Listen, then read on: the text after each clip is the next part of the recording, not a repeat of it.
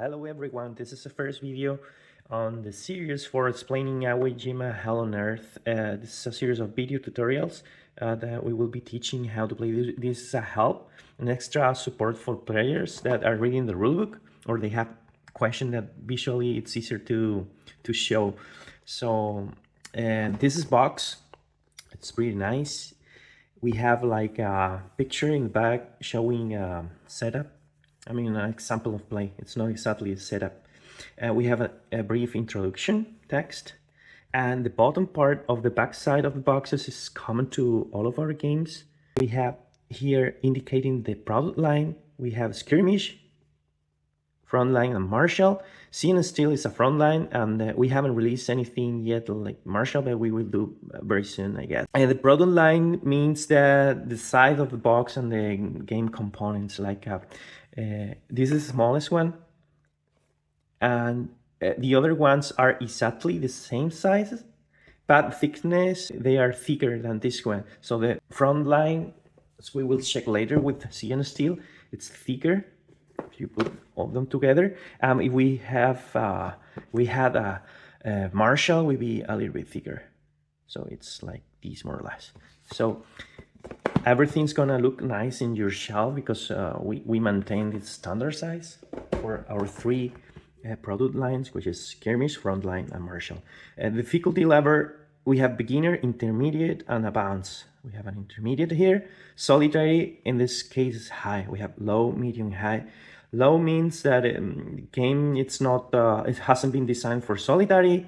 And we have the medium, which is it's playable. Maybe it's not optimal, but you can play. High, it has been designed for a solitary, or has a strong solitary mode to play solitary. And we have in scale, we have tactical, we have operational, and strategic. And the era, we have games that covers ancient, Middle Ages, modern, and contemporary.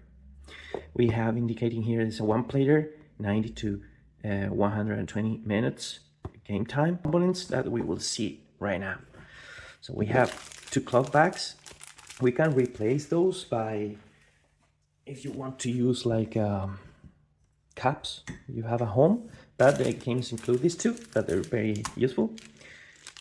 Two dies, one each color, red and blue. Some plastic bags in case you want to. And we have a rule book, A5 size. We'll be checking later. Something important about rule books is that we try to keep as optimized as possible, since we try to do everything as small as possible for a compact game size.